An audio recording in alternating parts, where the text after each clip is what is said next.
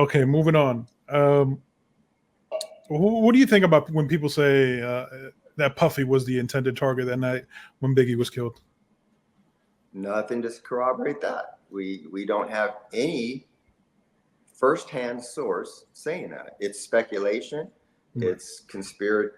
People want to believe that that's what happened, but there's nothing to corroborate it. In fact, the only actual evidence we have is the testimonial evidence of the female that was involved in Biggie's murder, who says that it was not about Puffy, it was about Biggie, and she's the most reliable source that we have because she was involved in the conspiracy, and so nothing trumps what she's saying.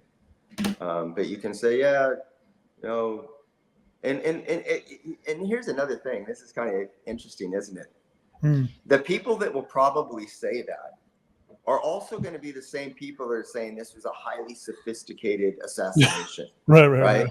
Well, it's such a highly sophisticated assassination that you get the wrong target.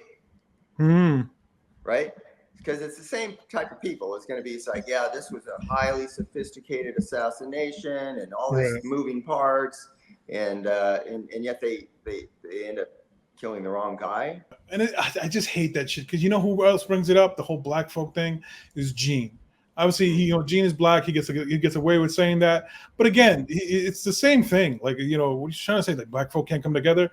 He's saying, oh, you don't have black folk in this like museum with these cars that cost millions of dollars and because you need insurance, whatever. Somebody breaks one of these cars, scratches one of these cars. Well, the event happened, and I'm pretty sure all the cars were maintained and just fine. Nobody broke into the window or fucking robbed the radio. Like, you know what I mean? No, listen, you got to remember, this place was overcrowded. That's why it got shut down. There was too many people there, and everybody there was just bombing. People were drinking and partying and dancing and music blasting. I mean, everyone's having this incredibly good time, and there's not a single problem. Not a single problem throughout the whole evening until things get outside. And so clearly, in hindsight, it's like, the security inside was adequate for what happened. And it was private security.